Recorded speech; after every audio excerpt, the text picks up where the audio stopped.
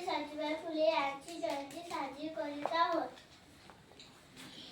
सावित्रीबाई फुले यांना माझे जीवन वंदन. सावित्रीबाई फुले या भारताच्या पहिल्या महिला शिक्षिका होत्या. त्यांचा जन्म 3 जानेवारी 1831 रोजी नायगाव येथे झाला. सावित्रीबाई फुले ज्योतिबांनी उपस्थितांच्या जीवनात नवचैतन्य फुलवले. त्यांनी समाजातील गोरगरीब व